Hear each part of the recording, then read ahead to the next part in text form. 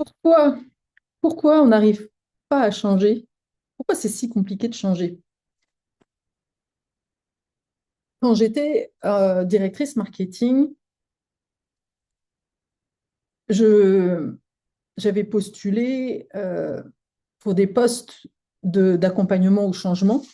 C'était ce que je prétendais faire et vraiment, on m'avait embauchée pour ça.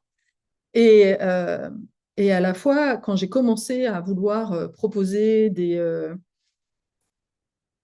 nouveaux, des nouveaux modèles, une nouvelle direction, j'ai commencé à sentir beaucoup de résistance en interne.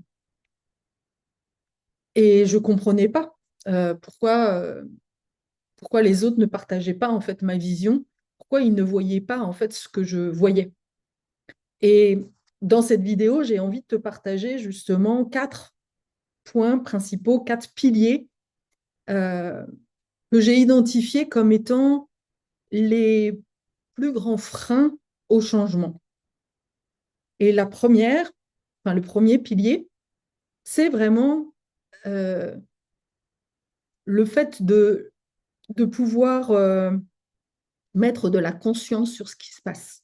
En réalité, je pensais avoir une vision claire sur ce qui se passait à l'extérieur à l'époque, mais je n'avais qu'une partie de la compréhension. Et je n'avais surtout pas la conscience que ce que je voyais à l'extérieur n'était qu'en réalité qu'un reflet de ce qui se passait à l'intérieur de moi, que je projetais. Donc le premier pilier pour moi de la difficulté à changer, c'est qu'en réalité, on ne sait pas où on est, on ne sait pas se situer. Et c'est pour ça d'ailleurs que très souvent, le changement commence par un sentiment de ne pas être à sa place, voilà, d'être perdu.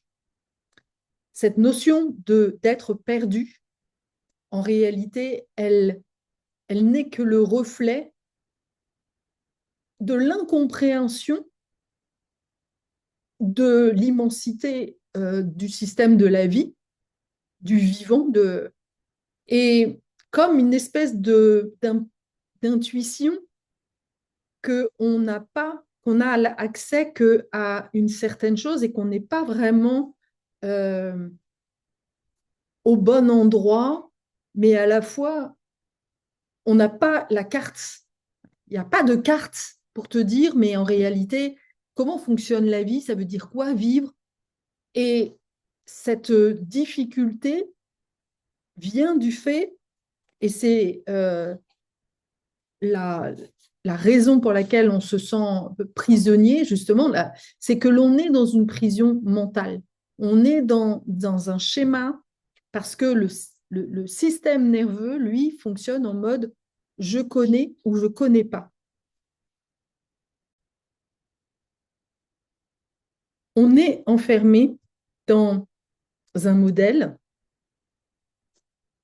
issu de notre milieu familial déjà, ensuite de la culture du pays dans lequel on habite, et donc on a un espèce de référentiel, mais on n'a pas la conscience de ce que représente ce référentiel dans le tout.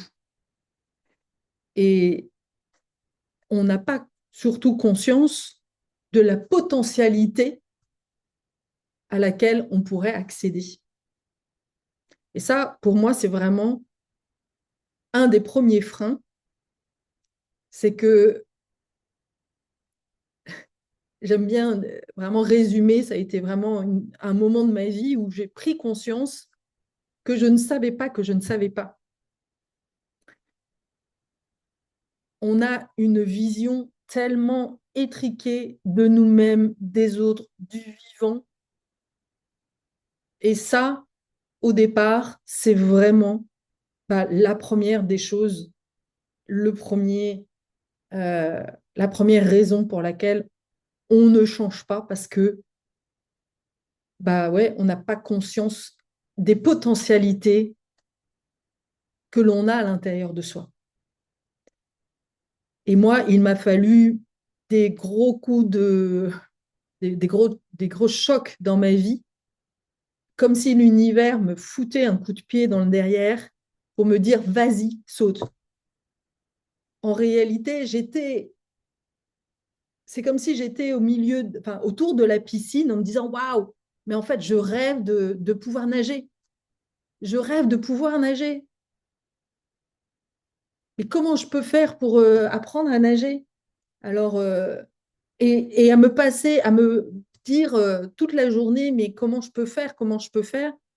Alors qu'en réalité, la seule des solutions, c'était de sauter dedans et d'apprendre à nager. Voilà pour une petite image. Mais la première des choses, ça a été le divorce. Mais pendant combien de temps En fait, je n'avais même pas conscience que je pouvais me débrouiller toute seule. J'avais l'impression que je ne pourrais divorcer que le jour où je trouverais un autre homme. Donc, déjà, dans mon système intérieur de qu'est-ce que ça veut dire être heureuse, il n'y avait même pas une case, mais Carole, tu peux être heureuse toute seule. Non, j'étais convaincue qu'il me fallait encore trouver un autre homme et donc il me fallait un homme, mais parce que le modèle familial, le modèle voilà, de toutes mes lignées et culturelles était basé sur le fait de, bah oui, il faut cocher cette case-là, la case, en tous les cas pour moi, alors qu'en plus, j'avais une sœur qui vivait toute seule, qui n'était pas mariée. Donc c'est étrange en fait de comment on se conditionne, comment on est conditionné dans un certain nombre de choses, et alors qu'en en fait, il y a quelque chose de bien plus vaste. Donc ça, c'est vraiment la première des choses. La deuxième chose qui a été hyper importante pour moi de comprendre, ça a été justement de comprendre que la référence, qui avait une prison, donc non seulement au niveau du référentiel, mais il y a aussi, et ça c'est fondamental, un référentiel vibratoire, énergétique, qui est basé sur le rapport à ton père et le rapport à ta mère. De manière archétypale, on va dire, dans un monde idéal, il y a deux piliers pour l'enfant et deux référentiels hyper importants. C'est maman est égal à amour et papa est égal à sécurité. Maman est égale à la relation à moi versus moi, c'est l'amour de soi. Et c'est grâce au miroir de ma mère que je vais pouvoir avoir cette conscience de soi, conscience de moi. Et ça, Gabor Maté a écrit beaucoup de choses passionnantes en fait sur ce sujet-là, où il partage son vécu, puisque sa mère avait vécu la guerre, et que sa mère était comme la mienne dépressive, et qu'il avait lui aussi manqué de ce côté vivant de sa mère. Voilà. Et donc, voilà. Mais il explique à quel point euh, nous vibrons l'énergie, en fait, de la mer. Nous devenons des miroirs de la mer. Et selon l'énergie de la mer, ce qu'elle porte en elle, on va dire, le niveau de la joie de la mer, eh bien, va impacter ton niveau de joie intérieure. Comme si tu ne pouvais pas t'autoriser à être en joie si ta mère n'était pas en joie. Parce qu'il n'y a pas de feedback. Et il y a vraiment pour moi aussi un symbole hyper intéressant là-dedans. C'est le symbole de la chauve-souris que j'utilise souvent. Parce que la chauve-souris, elle se repère par le cri.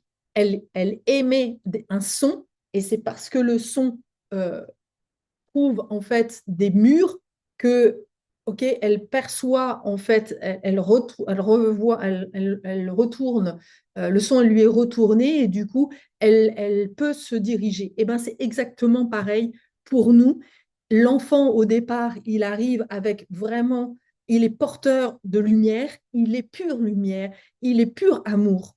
Et donc, il envoie ces vibrations d'amour à la mère, Et selon ce que la mère va renvoyer, eh bien, l'enfant, petit à petit, va soit dire, OK, je suis amour et du coup, tout va bien aller dans sa vie, ou alors au contraire, il va commencer à douter de lui et avoir la perception qu'il n'est pas assez, parce que c'est ça que lui renvoie sa mère. Ce n'est jamais assez. Donc ça, c'est vraiment fondamental. Et le rapport au père, c'est le rapport à la sécurité, puisque le père fait le lien entre l'enfant et l'extérieur. C'est le père qui est chargé d'amener en fait l'enfant dans le monde et de l'encourager à s'incarner dans le monde. Et là, il y a une étape fondamentale qui est l'Oedipe, parce que l'Oedipe, c'est le moment où, alors là, je parle bien d'un Oedipe totalement différent de celui qui a été proposé par Freud, où en réalité, euh, en tant qu'humain, tu arrives en fait avec un passé, avec des connaissances innées. Surtout si tu es une vieille âme, en réalité, tu as un bagage, une connaissance qui est déjà énorme. Sauf que quand tu t'incarnes dans ton corps, tu oublies ce pourquoi tu es là, tu oublies d'où tu viens et, et voilà, et tu redeviens un humain comme tout le monde en fait. Et donc, c'est au moment justement de l'Oedipe, je crois que c'est vers 7-8 ans, où l'enfant, la fille, va avoir une attirance avec son père, une énergie sexuelle avec son père, et c'est à ce moment-là où, et vice-versa pour la mère, euh, et c'est à ce moment-là que le parent doit dire non, je, tu as mieux à faire que de m'aimer. Cette énergie-là, elle vient justement comme réveiller l'âme. En fait, c'est comme une énergie un peu électrique. C'est justement ce différentiel de pôle qui se joue pour créer en fait un espèce de champ magnétique et qui permet en fait au cerveau de vivre la frustration et cette énergie-là qui est là, l'énergie feu, donc qui est aussi l'énergie spirituelle, cette énergie, le Père est chargé de dire, bah, cette énergie-là, tu peux, mets-la au service du monde. Je te reconnais comme étant une merveille du monde et je t'encourage. Et qu'est-ce qui t'anime? Et donc le Père est vraiment là pour aider l'enfant à trouver justement ses passions et à mettre cet élan de vie, cette énergie vitale au service du vivant. Et donc, c'est lui qui va amener justement toute la notion d'abondance, de concrétisation de ce que je suis dans le monde. Et donc, le rapport à l'argent aussi est vraiment se situe. Alors, évidemment, il est le complément, l'association des deux. Mais voilà, quand on a une difficulté à concrétiser les choses, c'est à cet endroit-là. Parce que si le père a vraiment suivi l'élan vital de l'enfant, alors, eh bien, apprend qu'elle a le droit de faire ce qui est naturel pour elle. Si le père devient un peu un castrateur, il lui met la pression, lui dit non, il faut que tu ailles, l'oblige à devenir un champion du monde, alors qu'en fait, toi, tu voulais devenir peintre, par exemple, ou si quand tu parles, quand tu partages ta joie et ta passion du dessin, si ton père te dit non, mais c'est n'importe quoi, ça, c'est pas un métier, eh bien, là, il y a une castration. Et donc, euh, là, il y a quelque chose de cassé. Et donc, ces deux piliers-là euh, sont fondamentaux justement pour savoir où on en est, pour avoir la conscience de soi. Parce que le regard, en fait, que l'on a de soi au départ est impacté, très fortement impacté. En fait, il est conditionné au regard des autres. Et un enfant va apprendre très vite à s'adapter et à vouloir plaire aux parents parce que voilà, il peut pas continuer, il peut pas faire que ça, que de s'opposer tout le temps. Et puis, à un moment donné, il va y avoir une mise en danger. Souvent, l'enfant, quand il voit qu'il ne correspond pas au modèle, voilà, naturellement, son mécanisme automatique, c'est de faire plaisir. Voilà, ça devient un modèle automatique.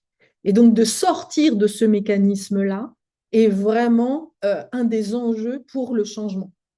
Parce que changer, ça va vouloir dire déplaire à papa et maman.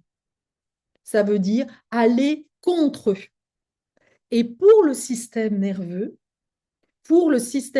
quand tu sors de cette fréquence habituelle de ce lien à papa et maman, eh bien, pour le cerveau, c'est comme si tu allais mourir. Le cerveau est conditionné, le système nerveux, lui, va n'avoir de cesse que de te garder dans cette fréquence. Encore une fois, hein, c'est vraiment hyper important. Selon la fréquence de relation que tu as eue avec ton père et ta mère, imaginons, je vais prendre un exemple parce que c'est plus facile. Si tu as eu une mère autoritaire, eh bien, tu vas vivre, toi, une émotion de frustration, même de colère, mais voilà, pour moi, c'est souvent le non-soi, c'est la frustration. En tous les cas, chez moi, c'est la frustration. C'est je voudrais faire quelque chose, mais on m'en empêche. Et donc, cette frustration-là, à un moment donné, ton système nerveux finit par dire, OK, la normalité, c'est la frustration. Et il te maintient en mode survie, parce que la frustration n'est pas vivre, c'est survivre. Mais il te maintient dans un mécanisme en fait de frustration et de survie en te faisant croire que c'est ça vivre. Et c'est ça vraiment le piège, c'est qu'en réalité tu crois que tu vis, mais c'est pas parce que tu es vivant que tu vis vraiment. Et ça, moi, il m'a fallu des années pour comprendre qu'en réalité, je ne vivais pas, j'étais en mode survie et que j'étais tout le temps en mode stress. Et là, il y a tous les travaux du lien d'attachement de Bowlby qui sont hyper intéressants pour comprendre ça. La troisième des choses, le troisième pilier, c'est la notion de projection. On a, encore une fois, pas la conscience de soi, mais par contre, on pense avoir une vision claire sur les autres. Mais en réalité, on ne fait que projeter sur soi, sur la vie, des idéaux, des images, des il faut, je voudrais, alors que en réalité, tout ça, c'est encore des pièges.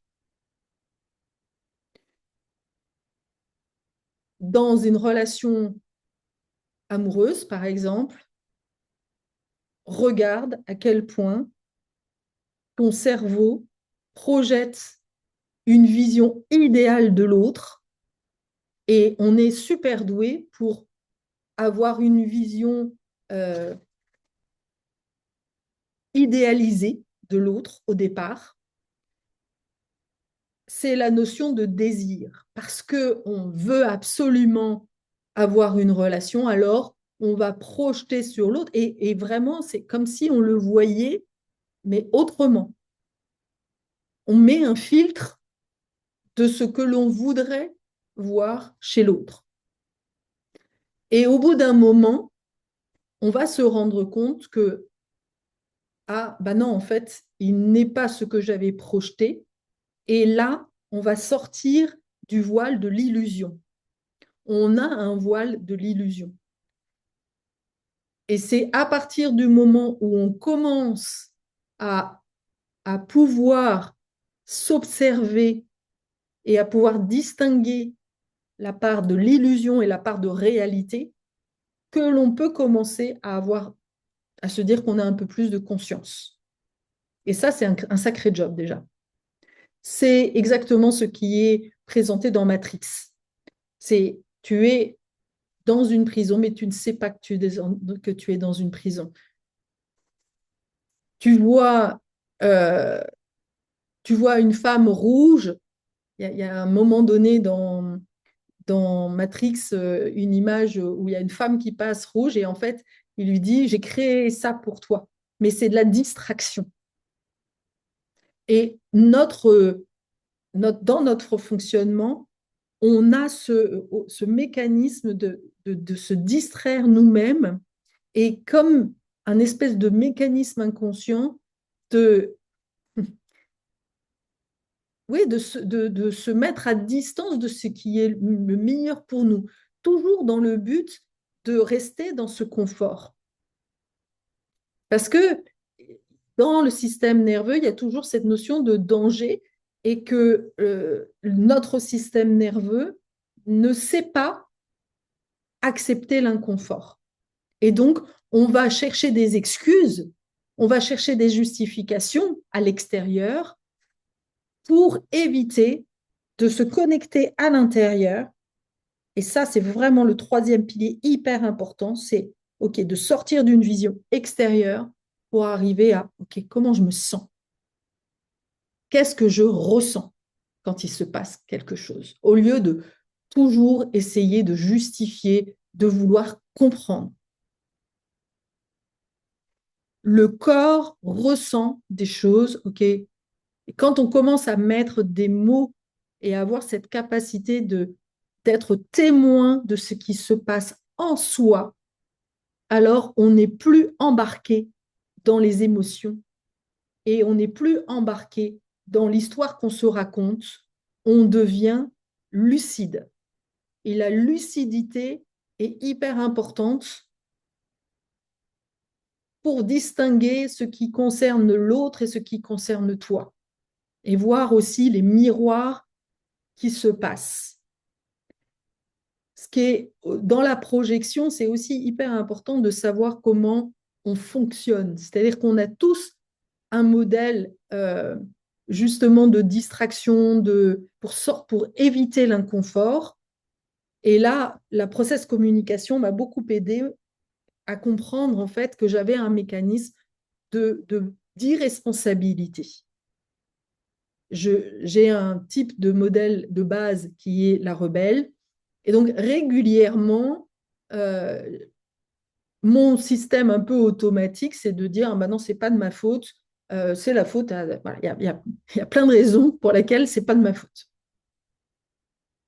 Et il m'a fallu des années pour aller, et vraiment, il m'a fallu trouver justement une bonne personne pour accepter que je puisse me tromper et contacter vraiment cette notion de honte, la honte de m'être trompée, la honte de ne pas être parfaite, qui était bien évidemment en lien avec un modèle hyper exigeant de ma mère.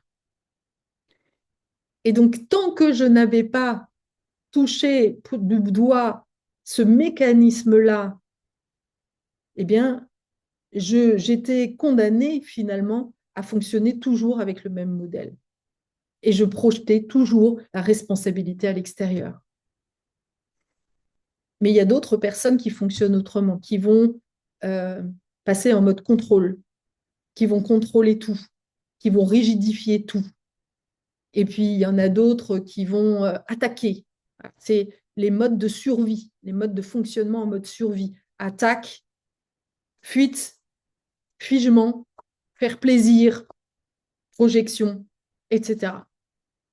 Donc, de savoir comment tu fonctionnes va t'aider à pouvoir changer justement, arrêter de fonctionner en mode stress, dans mode automatique. Et le quatrième pilier qui est hyper important, qui est pour moi le plus important, c'est d'accepter le confort, l'inconfort, pardon. Accepter de traverser l'inconfort.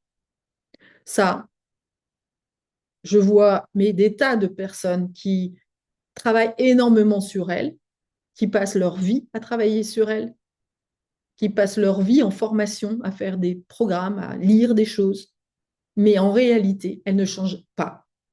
parce qu'elles n'incarnent rien et elles ne veulent pas traverser cet inconfort, c'est-à-dire mettre en application dans leur vie ce qu'elles sauraient qui est bon pour elles.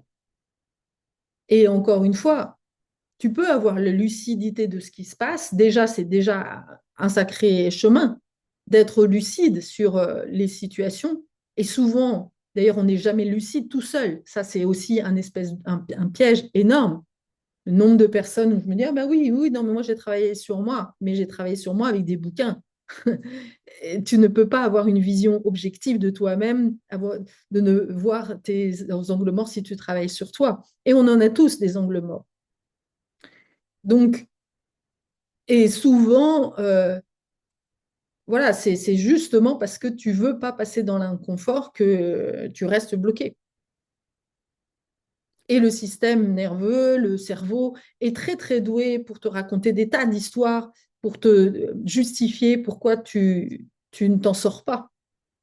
J'ai accompagné, il n'y a pas très longtemps, une femme qui voilà, a des grands dons de médiumnité, qui accompagne et qui a une addiction au lait. Elle se lève toutes les nuits pour boire du lait. Euh, et en fait, j'ai essayé de lui faire comprendre, et toutes les addictions sont pareilles. J'ai essayé de lui dire que tant qu'à un moment donné, elle ne sortirait pas, qu'elle n'acceptait pas en fait de traverser cette peur de mourir en fait en ne buvant pas son lait, et de comprendre parce qu'elle arrête de donner le pouvoir à son cerveau de la nourrir alors qu'elle savait qu'en plus c'était toxique pour elle, euh, tant qu'elle-même, en fait, elle ne reprenait pas le pouvoir sur cette part-là qui veut éviter, en fait, la souffrance, euh, elle resterait bloquée, en fait. Et, mais c'était impossible, en fait. Elle n'était pas prête. Mais parce que le fait de rester bloquée dans son addiction la maintenait, en fait, dans cette posture de celle qui travaille sur elle, mais l'empêcher d'incarner quelqu'un qui prend vraiment sa place et de réaliser, de mettre aussi en application l'état d'image qu'elle projetait sur elle, qu'elle était meilleure que ceci et cela. Bah oui, mais mets-le en la matière.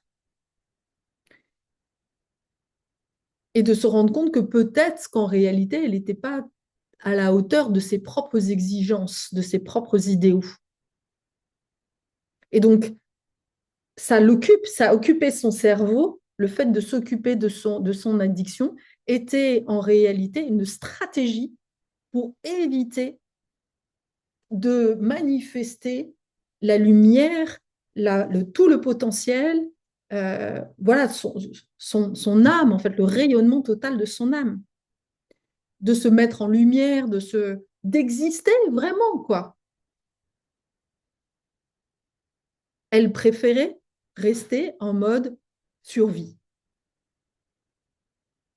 Et donc là, je vois vraiment qu'il y a peu de personnes qui osent choisir ce chemin de l'inconfort et qui vivent cette spiritualité de manière incarnée. Et la beauté de ça, c'est que tant que en réalité tu n'as pas traversé ces peurs, tu ne trouves pas la paix à l'intérieur de toi. Et puisque tu ne trouves pas la paix à l'intérieur de toi, alors tu n'es pas connecté vraiment à ton âme. Ton cœur n'est pas vraiment ouvert. Cette traversée des peurs, pour moi, elle est, en tous les cas, dans mon parcours, elle a été vraiment un passage de la rencontre avec mon âme. Parce que, en fait, c'est un saut de la foi. C'est un saut dans le vide. Sortir d'une habitude comme ça, encore une fois, c'est mourir à soi et c'est avoir conscience que quand tu vas sortir de ce modèle de survie, tu vas continuer à vivre.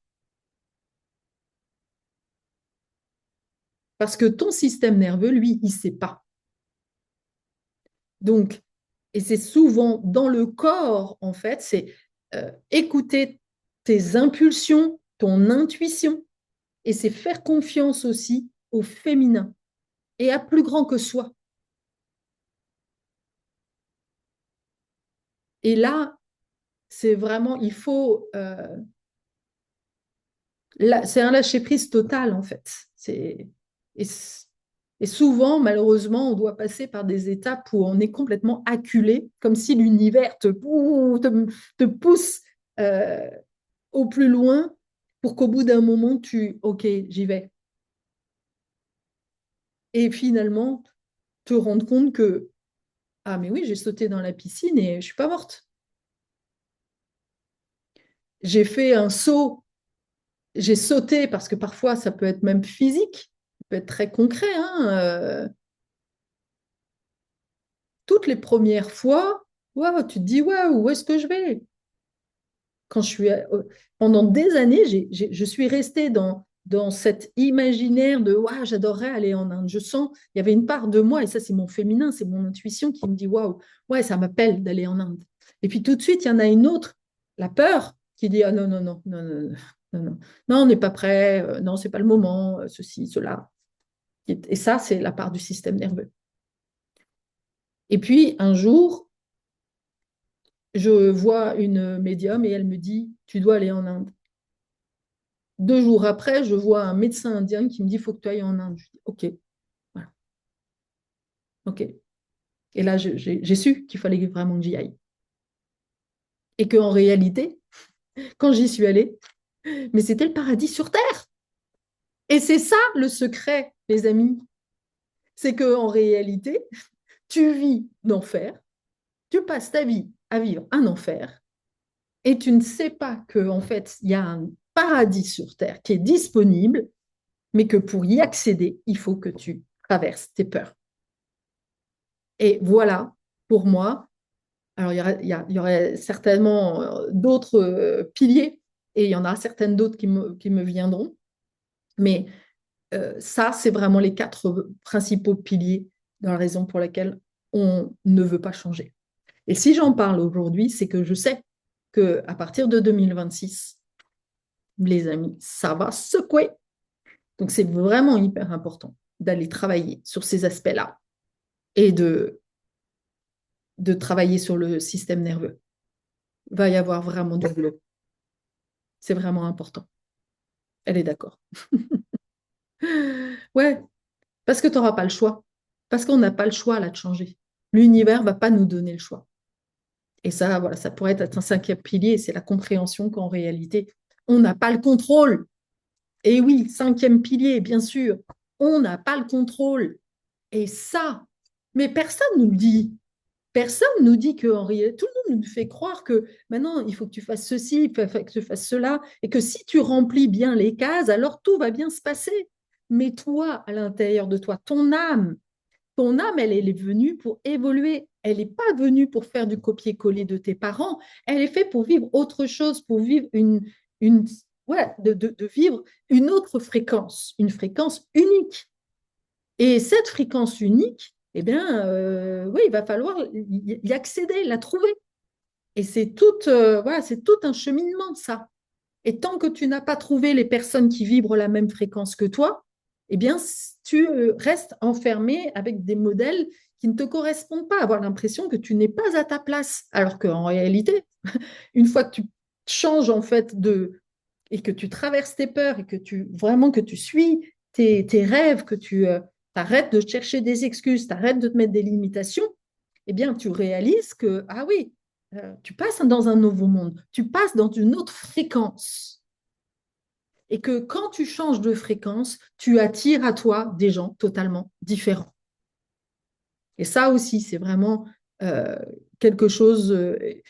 Parce que tu réponds à l'univers. Et c'est ça qu'on nous demande de faire, de répondre à l'univers. On est la vie et changement.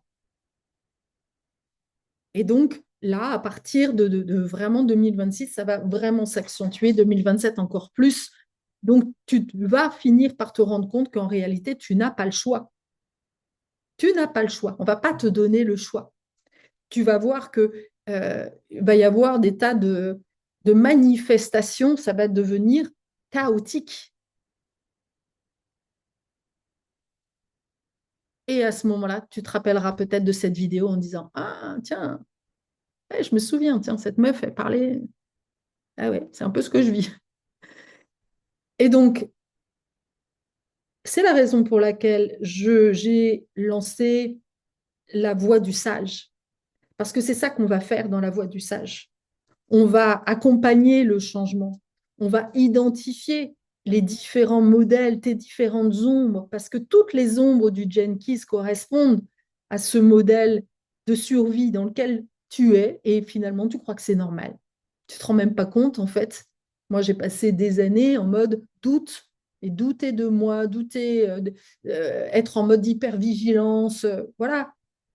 Et ça, c'était le modèle dans lequel je me suis incarnée. C'est la famille dans laquelle je me suis incarnée. Elle vibrait à cette fréquence du doute et de la peur permanente, de projeter le danger à l'extérieur. À ce moment-là, mes chiens aboient. Et je ne savais pas qu'en réalité, je pouvais accéder à l'illumination, la vérité, la clarté, que c'était un chemin, que le doute était une porte de, de compréhension, en fait, mais qu'il ne fallait pas que je le garde en mode moulinage, en fait, mais que c'était un moyen pour moi de partir à l'aventure d'autre chose, d'aller m'ouvrir à autre chose. C'était un véhicule. À partir du moment où j'ai compris que ah ouais, je pouvais surfer sur ce doute, mais d'une manière positive, qu'il y avait la version positive, en fait, de ce doute, qui m'emmenait dans une quête d'autre chose. Et là, l'aventure a commencé. C'est beaucoup plus joyeux, c'est beaucoup plus fun que de rester en mode je sais pas ce que je pense, je sais pas ce que je veux, je sais pas. Et c'était vraiment, je fonctionnais comme ça. Quand je vois là, on finit un cycle, quand je reviens à 2017, le début du premier cycle, euh, de ce cycle-là, en fait, puisque là, on est 2017-2025, je me dis, mais waouh, je suis pas la même personne. Je suis vraiment pas la même personne. J'étais terrorisée à l'époque, vraiment terrorisée. Et je comprenais rien, et j'étais en mode questionnement tout le temps. C'est un brouillard mental, système nerveux en mode panique permanent, en fait. Dérégulé permanent. Voilà, donc il y a vraiment matière à faire et on peut changer, ça c'est sûr. Là aussi, il y a tellement de gens qui disent bah non, on peut rien changer. De toute façon, bah, ça, c'est des bons conditionnements aussi. Voilà. Euh, donc, si ça te parle, si tu as envie de vraiment changer et de sortir de ces illusions, alors je t'invite à nous rejoindre dans la voie du sage. Parce que là, on va vraiment être dans le concret et je vais t'aider à dépasser justement les blocages, les résistances. Ensemble, c'est tellement plus facile. C'est tellement plus facile. Je te dis à bientôt. Ciao.